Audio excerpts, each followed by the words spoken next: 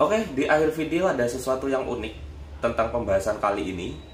Mungkin hanya dibahas di channel ini, men, satu-satunya yang bisa, bukan bisa sih ya, yang mau membahas sampai serinci itu.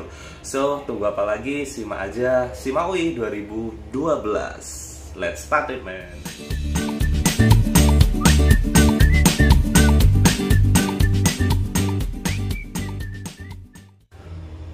Oke, assalamualaikum warahmatullahi wabarakatuh. Selamat siang teman-teman semua. Semoga masih belum kendor ya dengan SIMA UI-nya, dengan pembahasannya, dan semoga juga belum bosan. Nah, untuk pembahasan kali ini kita bahas di 2012. Langsung saja kita ke nomor 1.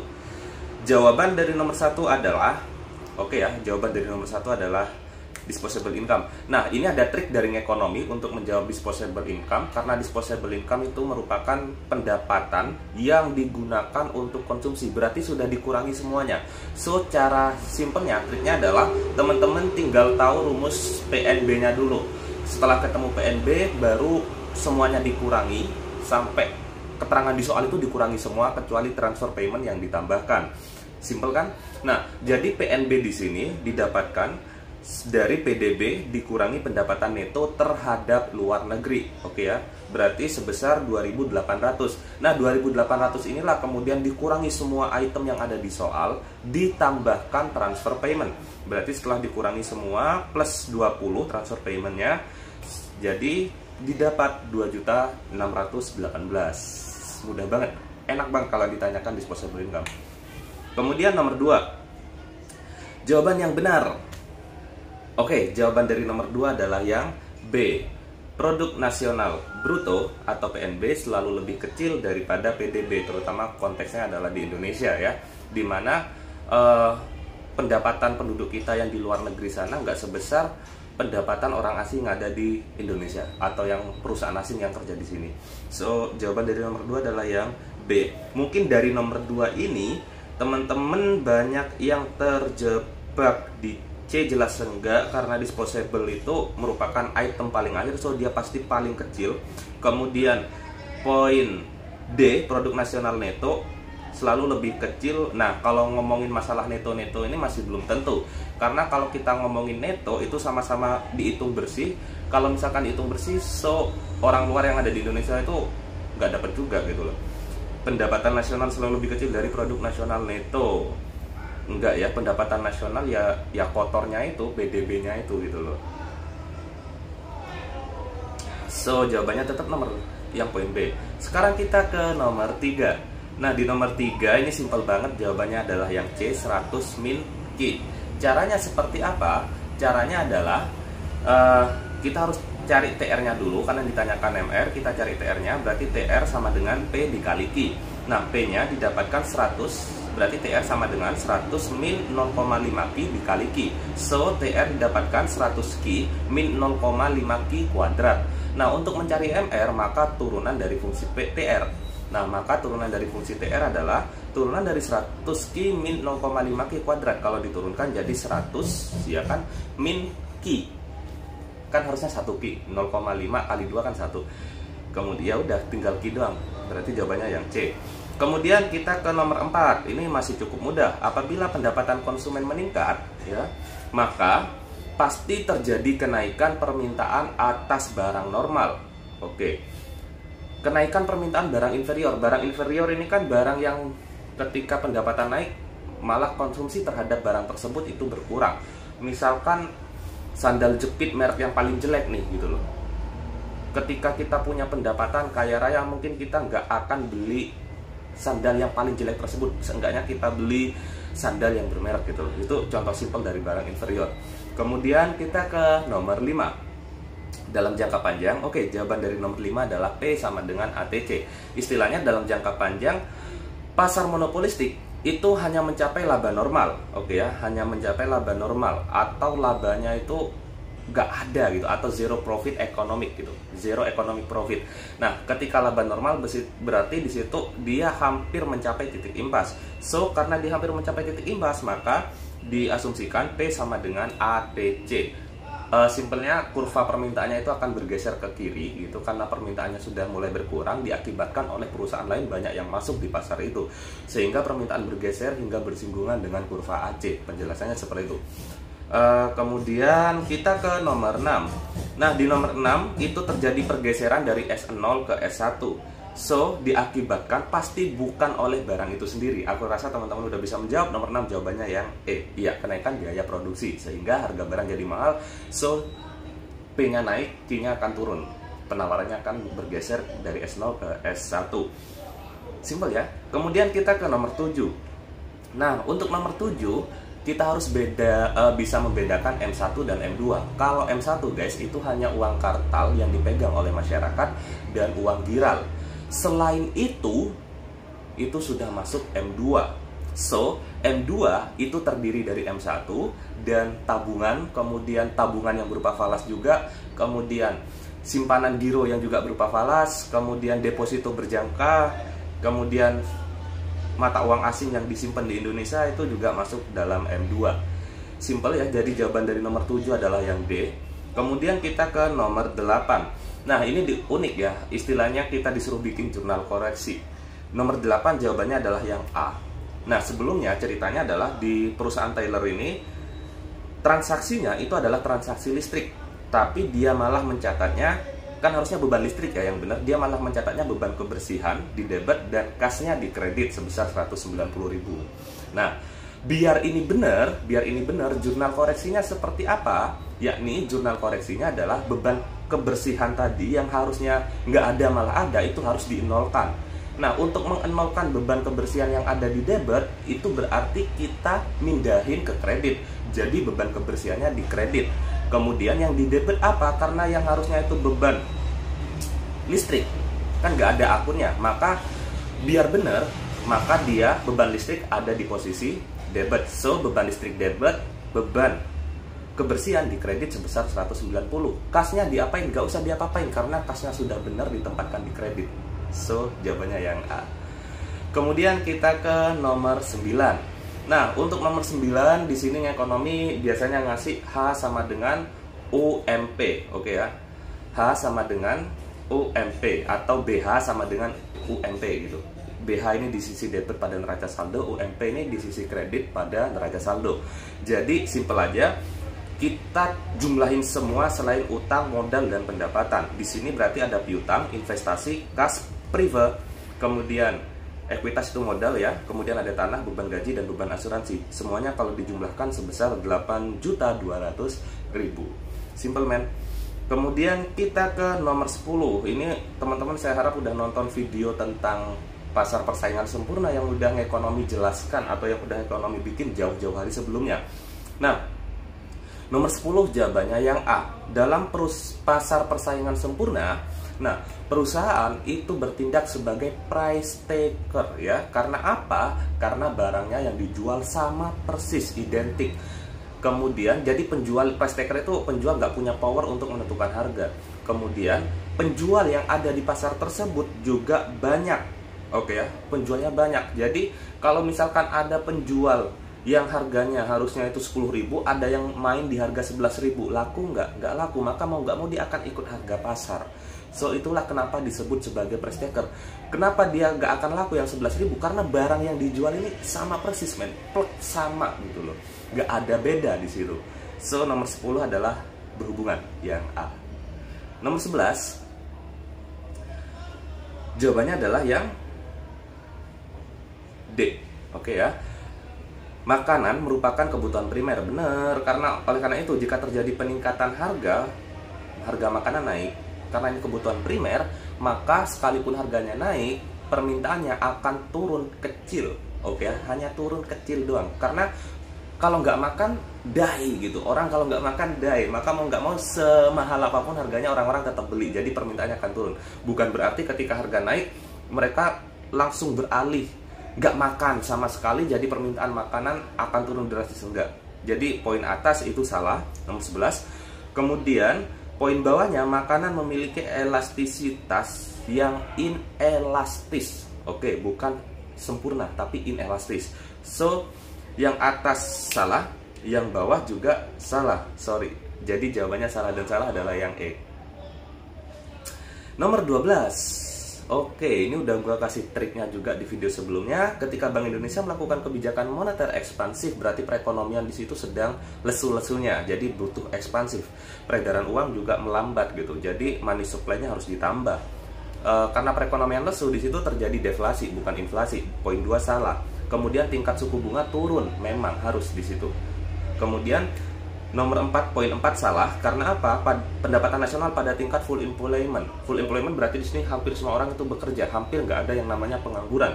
So, yang namanya pemerintah melakukan ekspansi berarti kondisi perekonomian di situ sedang lesu, nggak baik-baik saja. So, poin 4 juga salah. Jawabannya adalah 1 dan 3 yang B. Nomor 13. Jawabannya adalah yang E, men. Oke. 13, kenapa yang E? Oke ya, di sini elastisitas barang apapun, adanya barang substitusi, itu berarti elastisitasnya adalah elastis. Proporsi pengeluaran untuk barang yang bersangkutan terhadap pendapatan konsumen. Ya, proporsi pengeluaran untuk makin banyak pengeluarannya berarti permintaannya juga makin tinggi. Atau istilahnya bisa dikatakan ini adalah elastisitas pendapatan untuk poin 2. Kemudian poin 3, tidak adanya suatu barang terhadap kebutuhan pokok tidaknya. Nah, pokok tidaknya ini bisa elastis, bisa inelastis. Kemudian selera konsumen ini biasanya terjadi pada barang-barang pokok, elastisitasnya kok barang pokok, tapi barang mewah. Ketika misalkan harga iPhone Pro Max 11 ya, 11 Pro Max itu kan di diskon gitu, pasti permintaannya langsung naik drastis karena selera konsumen sebenarnya di situ. Atau barang yang lagi hitsnya mau dinaikin berapapun harganya, karena dia sedang hits atau konsumen sedang seleranya ada di barang itu, jadi permintaannya pasti inelastis. Jadi penjual ketika barang tersebut hits mau dijual dengan harga yang mahal, it's fine gitu loh. Contoh simpelnya adalah lagi musim sepeda nih sekarang, musim goes. Harga sepeda aku bilang sinting ya, nggak normal, mahal gitu loh. Kenapa gitu? Orang-orang tahu, orang-orang itu tahu bahwasanya ini selera konsumen pada sisi goes itu sedang tinggi. Jadi mau dinaikin gimana pun harga barangnya tetap ada yang beli. So itu kenapa poin 4 dia masuk efek dalam elastisitas. So nomor 13 benar semua. Nah, untuk nomor 14 guys, fungsi falas. Oke ya, fungsi falas. Aku rasa simple, jawabannya adalah yang A. Pembayaran antar negara benar. Alat penyimpanan kekayaan itu juga benar. Kalau teman-teman tahu ada orang yang nyimpen berupa dolar gitu loh, savingnya. Jadi karena kemungkinan dolar terhadap rupiah akan naik terus seiring berjalannya waktu, maka mereka tetap saving di dolar atau di falas tadi. Di falas gak cuma dolar tapi emas juga, sorry. Kemudian poin 3, ya benar cadangan moneter. Itu aku jelasin juga di aku udah jelasin ya kayaknya. Atau kalau belum jelasin aku jelasin kapan-kapan di video khusus. Kemudian ke poin 4, instrumen fiskal.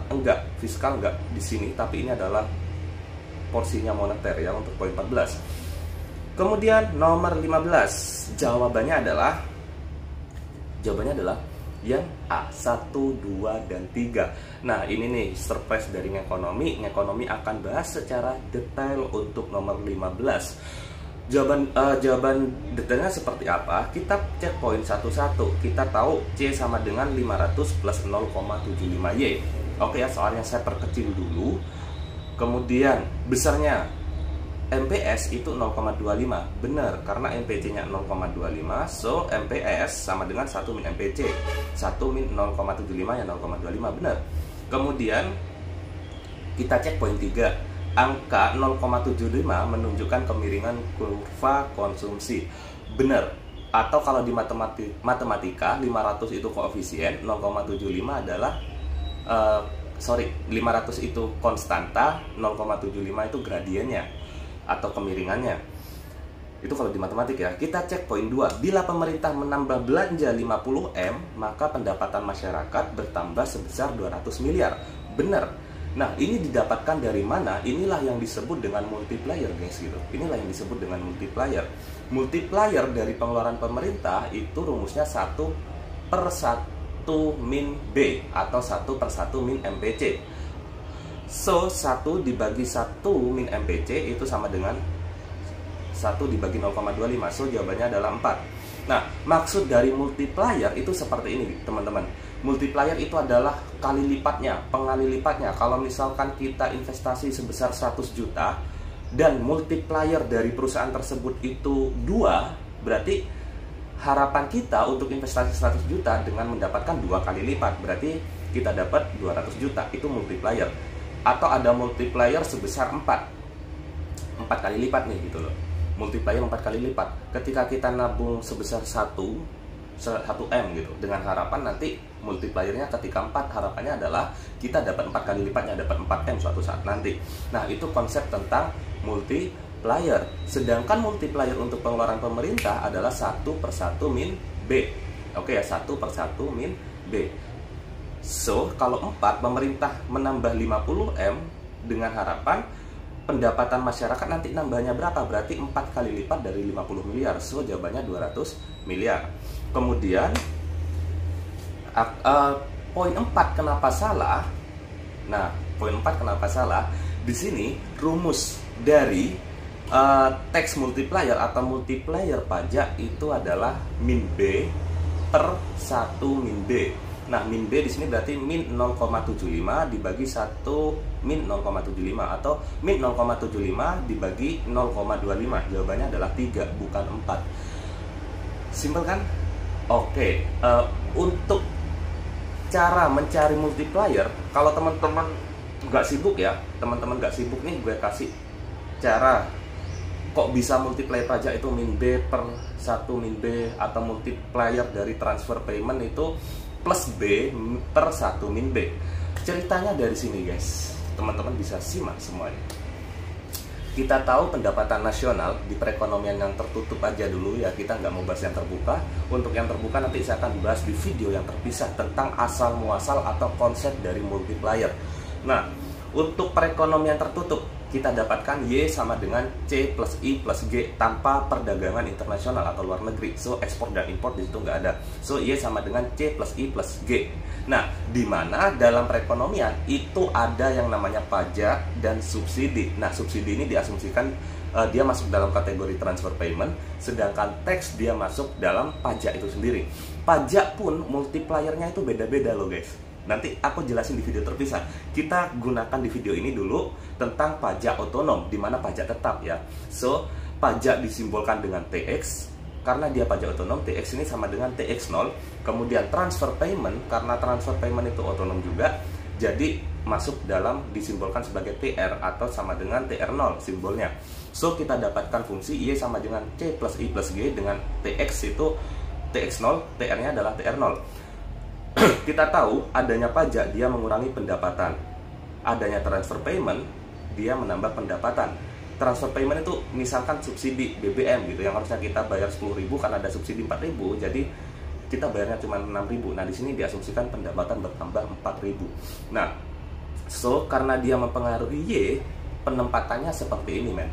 Y sama dengan C plus I plus G kan ya, dan C itu adalah A plus BY. Kemudian penempatan komplitnya seperti ini. Y sama dengan A plus B, karena TX dan ada unsur TX dan TR ini dikurung. TX dan TR kan dia mengefek sama Y, dikurung. Y min karena dia mengurangi Y, TX ini min TX ya, karena TX mengurangi Y, dan transfer payment itu menambah Y. So, Y min TX 0 plus TR 0 tutup kurung plus I plus G. Simpel kan? So, diulangi lagi ya. Y sama dengan A plus B buka kurung Y min TX0 plus TR0 plus tutup kurung plus I plus G. Nah, kemudian tinggal dikali-kalikan nih. Tinggal dikali-kalikan. Dikali-kalikan seperti apa? Seperti ini. Y sama dengan A plus B kali Y ya, BY, kemudian min BTX ya, kemudian plus BTR udah, plus I plus G udah ya. Nah, sekarang yang ada unsur Y-nya atau variabel Y-nya kita jadikan satu ruas. So, Y min BY sama dengan A plus BTX O atau BTX0 plus A plus min BTX0 plus BTR0. plus I plus G. Simpel kan? Nah, setelah Y min BY, ini kita keluarkan Y-nya. Jadi 1 min B dalam kurung Y sama dengan A min BTX0 plus BTR0 plus I plus G. Ini gue nggak pakai nulis loh ya, langsung dari imajinasi aja. Nah, setelah kita tahu ini ada kurung 1 min B di kurung Y sama dengan A min BTX0 plus BTR0 plus I plus G.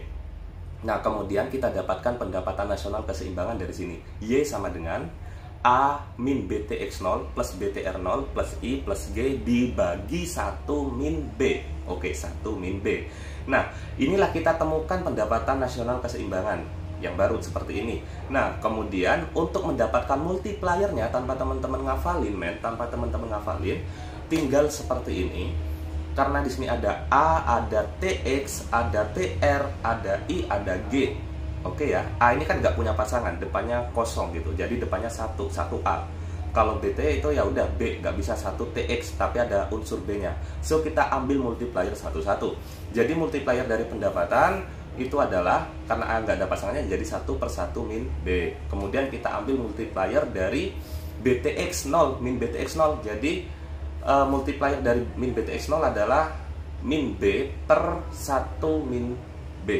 Kemudian kita ambil multiplier dari transfer payment. Karena transfer payment itu plus BTR, so multiplier dari TR-nya dihilangkan. Jadi KTR atau multiplier dari TR sama dengan plus B per 1 min B. Kemudian multiplier dari investasi adalah, investasi kan nggak ada B-nya, jadi langsung aja 1 per 1 min B. Begitu juga dengan multiplier dari G, pengeluaran pemerintah. Jadi karena G ini nggak ada pasangannya, ya nggak ada pasangannya, jadi nggak ada pasangan atau embel-embel B-nya, jadi aja 1 per 1 min B. Simpel kan? Aku yakin cuma di channel ini yang bisa seperti itu. Bagaimana dengan perekonomian terbuka yang mana ada unsur ekspor dan impornya? Bagaimana dengan pajak proporsional? Saya akan buatkan video terpisah secara lebih rinci asal muasal dari multiplier dari berbagai macam perekonomian tadi. So, tunggu aja video yang berikutnya. Sampai jumpa lagi. Aku yakin cuma di ekonomi ya yang bahas seperti itu. Assalamualaikum warahmatullahi wabarakatuh.